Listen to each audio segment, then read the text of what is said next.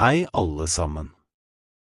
I dag skal vi snakke om noe som mange synes er vanskelig i norsk, nemlig leddsetninger og ordstilling. I en vanlig hovedsetning har vi subjekt pluss verb pluss ikke. For eksempel: Jeg kommer ikke i morgen. Men i en leddsetning forandrer ordstillingen seg. Her blir det subjekt pluss ikke pluss verb. Se forskjellen. Hovedsetning. Han forstår ikke spørsmålet. Leddsetning.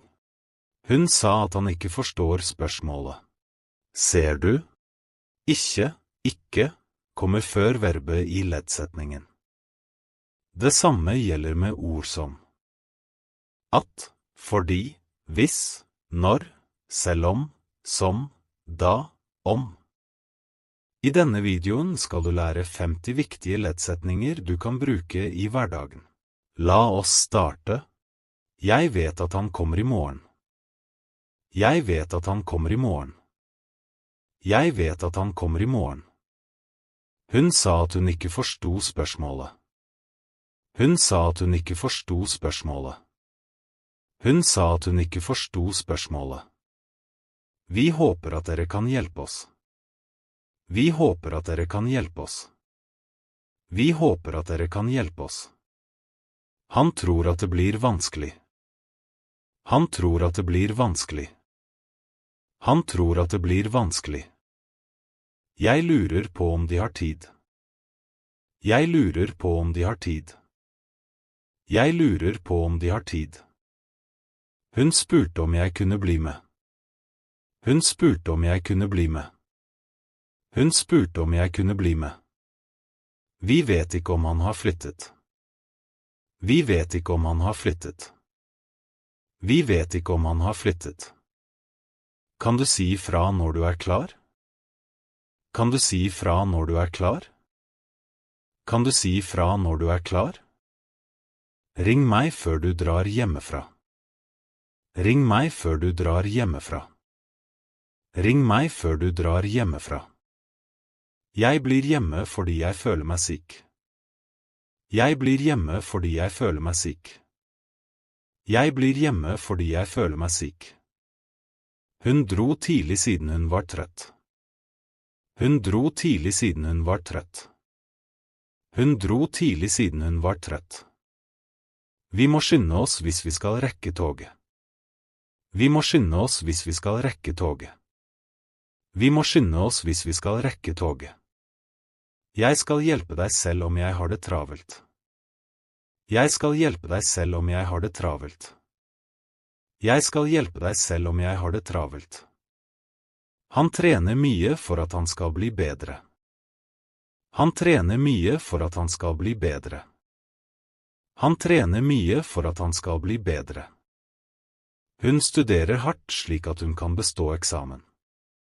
Hun studerer hardt slik at hun kan bestå eksamen. Hun studerer hardt slik at hun kan bestå eksamen. Jeg blir her til du kommer tilbake. Jeg blir her til du kommer tilbake. Jeg blir her til du kommer tilbake. De ventet mens vi gjorde oss klare. De ventet mens vi gjorde oss klare. De ventet mens vi gjorde oss klare. Hun smilte da hun så ham. Hun smilte da hun så ham. Hun smilte da hun så ham. Jeg husker tiden da vi bodde i Oslo. Jeg husker tiden da vi bodde i Oslo. Jeg husker tiden da vi bodde i Oslo. Han kjøpte bilen som var billigst. Han kjøpte bilen som var billigst. Han kjøpte bilen som var billigst. Jeg liker folk som er ærlige. Jeg liker folk som er ærlige. Jeg liker folk som er ærlige. Vi fant huset som lå ved sjøen. Vi fant huset som lå ved sjøen. Vi fant huset som lå ved sjøen. Det er viktig at du ikke glemmer dette.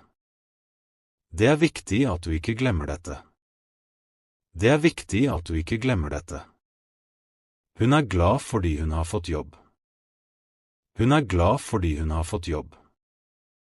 Hun glad fordi hun har fått jobb.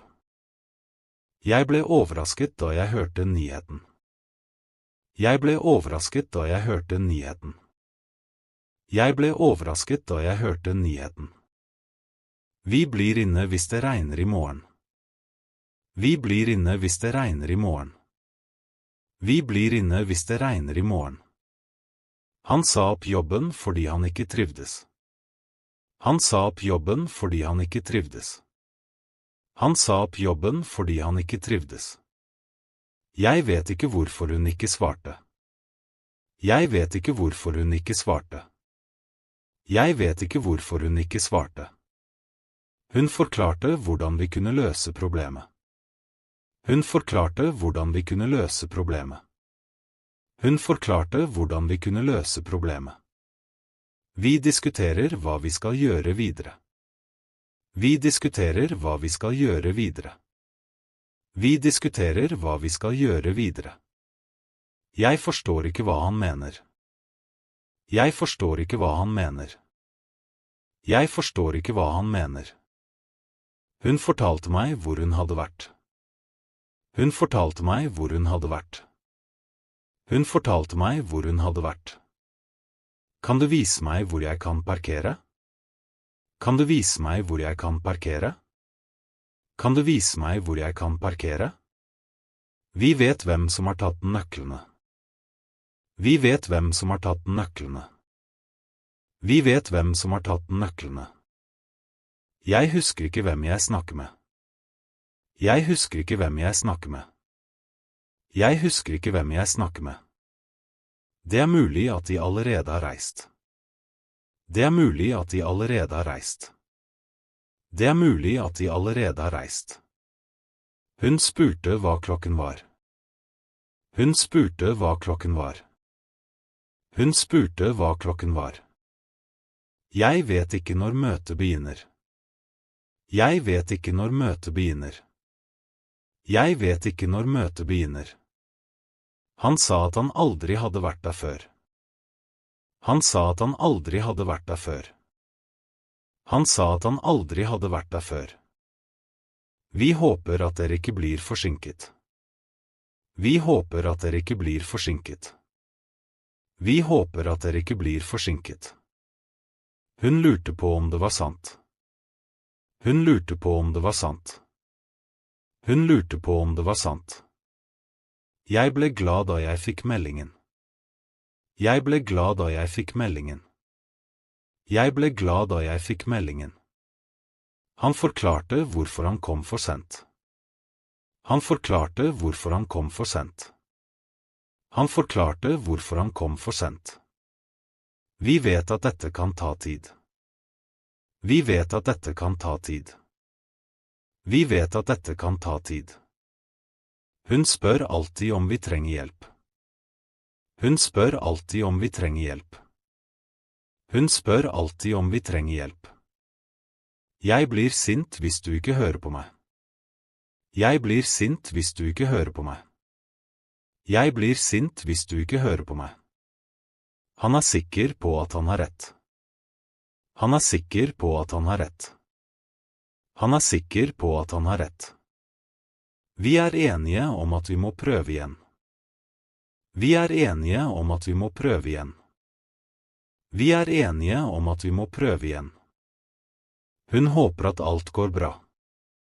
Hun håper at alt går bra. Hun håper at alt går bra. Jeg blir lettet når jeg ferdig med arbeidet. Jeg blir lettet når jeg ferdig med arbeidet. Jeg blir lettet når jeg ferdig med arbeidet.